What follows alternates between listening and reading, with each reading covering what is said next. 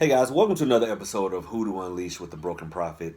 This particular episode, I'm going to answer a question that was posed in the comments section. I encourage all of you, ask your questions, make your comments, and who knows? I try to respond to every comment that's put in the comment section, either with a like or a comment of my own answering a question that was put out. If I don't answer it directly, who knows? It might be topic for another video, like this particular question is. Okay, so please, don't be shy. We all family here. Put your questions and comments out there, and we'll get to it. All right, but this particular comment is something I don't think it was long enough to actually do a whole video on, but it sparked something inside of me, and I wanted to actually address it in video form. And I'm going to read the comment. I'm going to answer the question. Okay, and then we'll go into the topic of this video, which is hoodoo, what it is and what it isn't, because I know that's been muddied for a lot of you guys. A lot of you guys don't really know what authentic hoodoo is, especially if you're not from the South, you're not black, you're not Southern, all that other stuff. Down here we all grow up hearing about people working roots and things like that. But now, especially the new people coming in, you might have watched a movie, you might have watched Eve's Bayou, you might have watched The Skeleton Key, and that was your first experience with hoodoo, and you really don't know what it is. So you go to these websites, and now you're all confused because one says it is, one says it isn't. Let me tell you guys, I've been doing this for over 30 years. Okay, I've been doing this for over 30 years. You know, from the time I was a little bitty whipper to a full-grown snapper. This is how long I've been doing this. Been in this community, and I shoot from the hip. I'm not trying to blow smoke up your ass or anything like that. I present myself how I am. Y'all see me, y'all hear me cussing, drinking beer. And speaking about the cussing, guys, someone sent me a message over the text line going, a prophet, can you let us know when the video is not going to be safe for work? Because I listen to you a lot of times while I'm at work, and you'll get on a rant and start cussing, and I had to turn the volume down. The only thing I have to say about that is I will probably never intentionally do a video that is safe for work, because I do this just off the cuff. It's just me, and I like to pepper. I like to season my speech, so to speak, which pretty much is a nice way of saying I cuss a lot. So, I mean, I don't know what to tell you. Put some earbuds in. I love you guys. Thank you for listening. But it'll probably never be safe, if you're conscious of something like that, to walk around one of my videos on speakerphone. All right. But here's the question and comment. I gotta move this to the side a little bit, and I apologize for the smoke. It is what it is.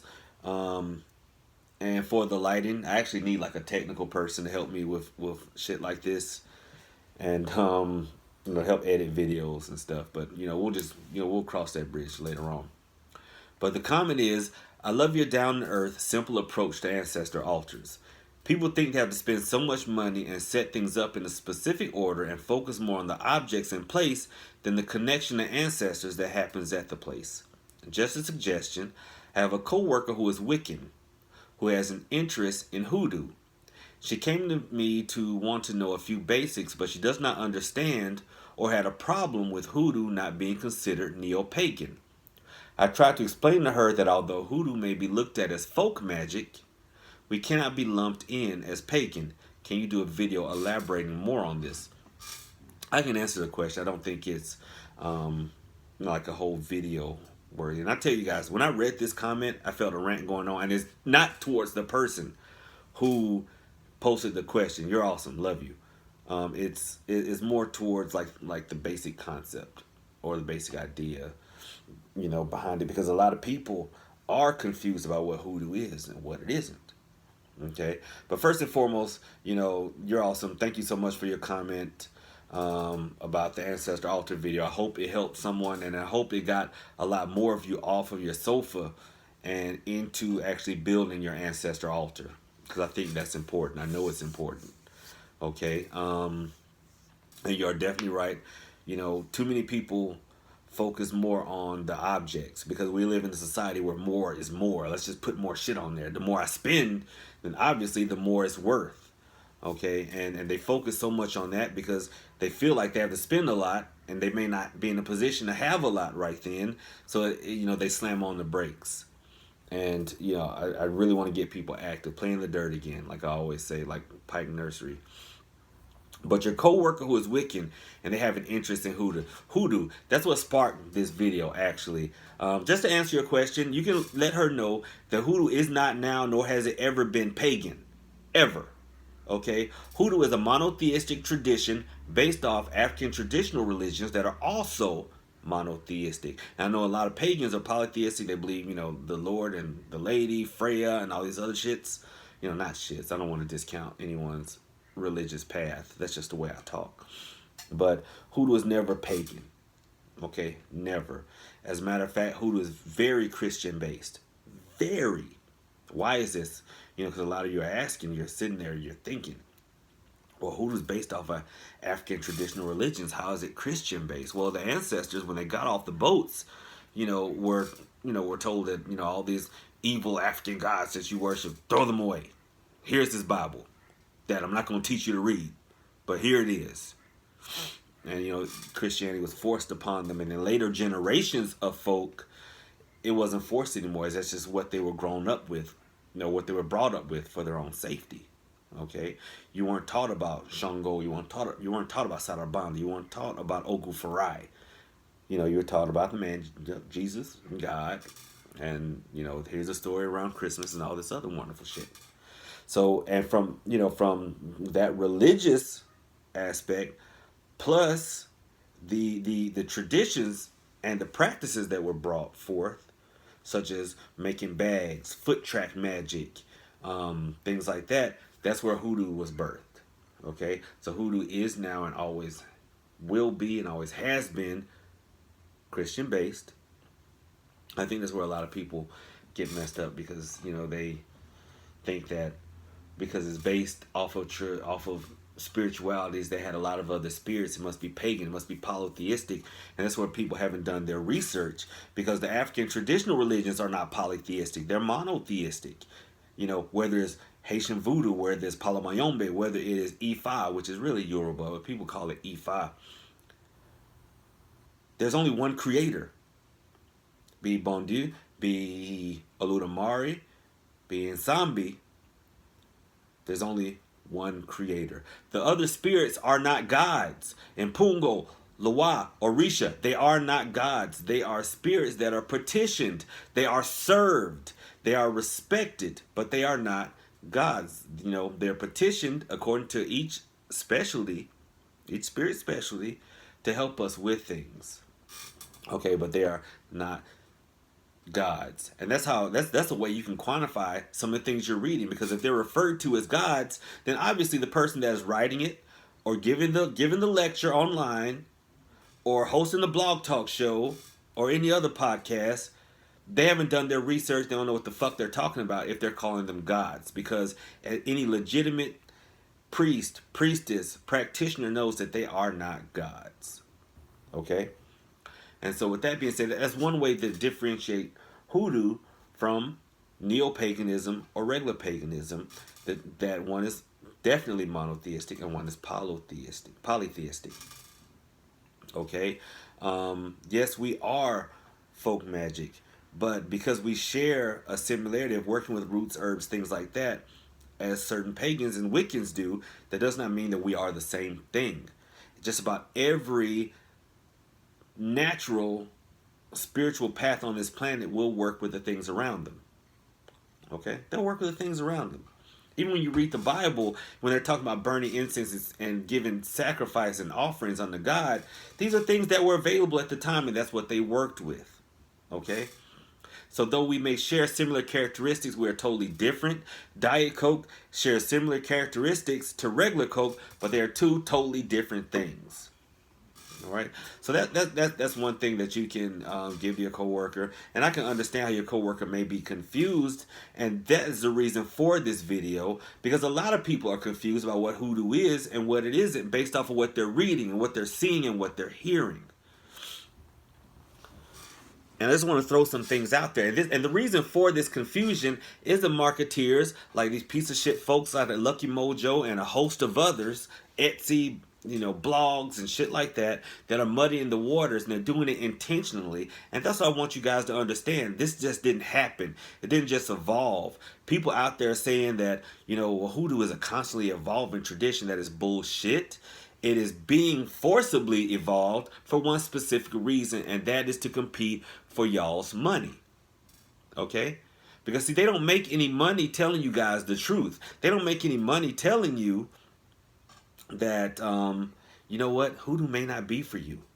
Because if you have a problem with praying to God, you have a problem with the Bible, then you're not doing authentic hoodoo. No, what they make money off of is telling you, well, hoodoo is free-flowing and it's open, and you can take the Bible out of it. And you don't have to pray to God. You can just pray to whomever, whatever spirit that does resonate with you. And then you can just use the roots and do hoodoo. Remember the Diet Coke and regular Coke analogy I gave you? Okay? If you take the Bible and you take God out of hoodoo, okay, what happens is you're not practicing hoodoo. You're practicing something that's hoodoo inspired, but you're not practicing hoodoo. But the marketeers don't want to tell you that what they're marketing to you is hoodoo inspired, because then you might not want it. So they just tell you it's authentic hoodoo, and they come up with all these pseudo facts, okay, that to try to convince you that it is authentic hoodoo. They throw these websites and bells and whistles up in front of you, kind of like a casino does, with the same purpose. You go into the casino, you've only got $100 to spend, and you've got bills due. But they have the revolving flashing lights, they have the bells, and they have the whistles, and you keep on going. You get hit with the ether. It releases the endorphins. You get excited. And so even though the little angel on your shoulder is telling you, you might want to slow down because rent is due, you keep on pulling that lever. You keep on putting that money down there because you get excited. And that's what they do. Because part of you says, I don't know. I kind of grew up in an area, that I'm not Southern. I don't know. I don't really like the Bible all that much because of my past experiences and whatnot. And they tell you, no, it's going to be okay. And you get excited because you're like, whoa, this might be all right for me. I might can do this. Maybe not. Maybe not. And that's another purpose for this video. I want you guys to take a very deep introspective. If you have a problem with these things, then hoodoo might not be for you. That doesn't mean you can't get a reading or a work done by a hoodoo practitioner, but as far as you practicing yourself, it may not be for you. It may not be for you. I see people like even Conjure Cardia who post pictures of herself, who supposedly, this wonderful hoodoo worker, and I'm giving offerings to the Orisha, and she's at the ocean, but she's using a Haitian voodoo symbol, a veve. I'm like, what the fuck are you doing? You're like mixing everything together. What she's doing may be hoodoo inspired, but she says it's authentic hoodoo. And that's how you guys get confused. So one way that you guys can differentiate between authentic hoodoo and this marketeering bullshit is just ask yourself, and I've said this before, but it's worth repeating. Look at the time frame, y'all. Look at the time frame. If the first African Americans couldn't procure it or have it at the time, it's probably not authentic. It probably entered later on when more people tried to commercialize it. Because the commercialization of hoodoo didn't just start a few years ago. It's been going on for decades. Once we left the plantation. Because people realized if there's someone willing to buy it, they need to be selling it. They want to make that money. Okay? And a lot of it, guys, I have to be honest, and here's like, me slap you on the wrist a little bit. It's on you. We got to stop being so lazy when it comes to our spirituality and our spiritual practice. It can't be, prepackaged and then given to you. You got to actually do some work, do some research yourself. Also, we have to kind of divorce ourselves from this societal bullshit that tells us that, if I want it, I can have it.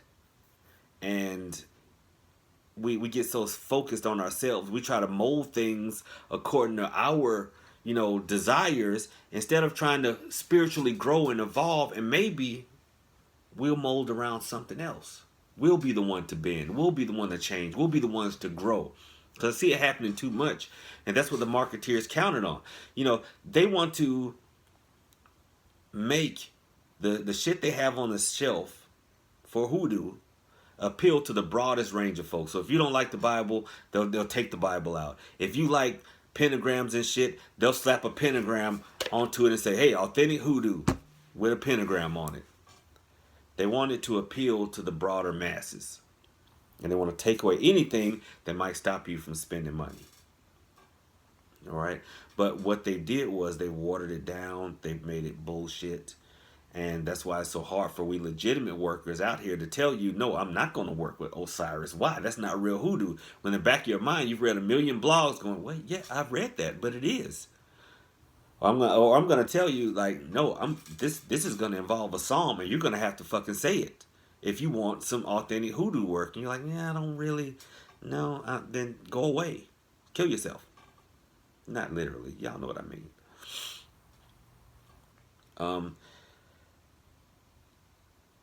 In effect, what these folks like Lucky Mojo have done is they have cheapened my beloved tradition. That's why I speak out so aggressively about it, because they do. They do. And I'll tell you how. You know, you can walk into McDonald's, you can walk into Walmart, and there'll be a million people there wanting to kiss your ass under the auspices of customer service, because they know that if they kiss your ass, then you'll feel comfortable spending more money, okay, on some cheap shit.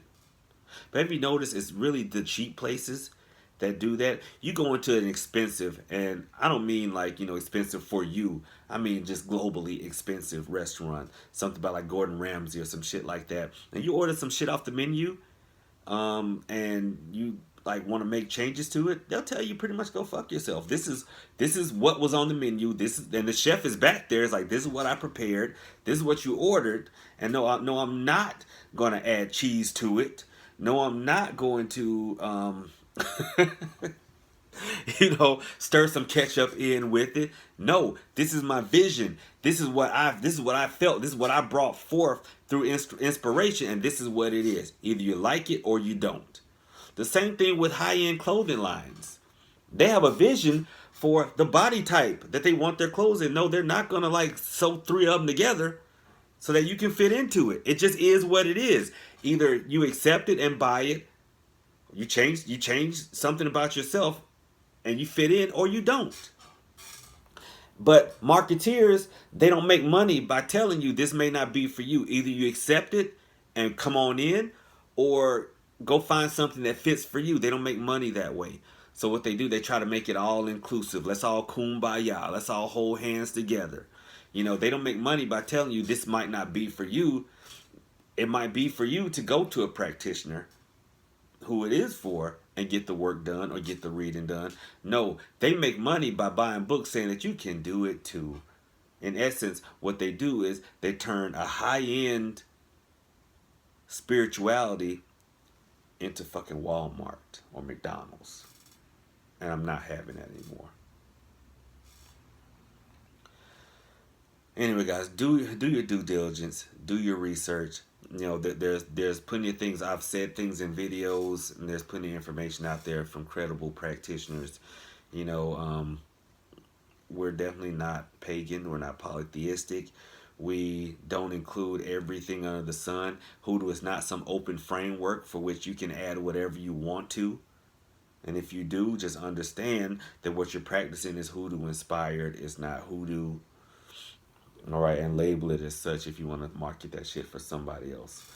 Y'all, thanks for watching. You know, we're 19 minutes. I think this is a short one. It's a good one. And let me know what you think. Questions, comments, concerns. If you want to contact me for a reading or spiritual work request, then my information is down in there in the About section. Thank you. Y'all have a good one. God bless.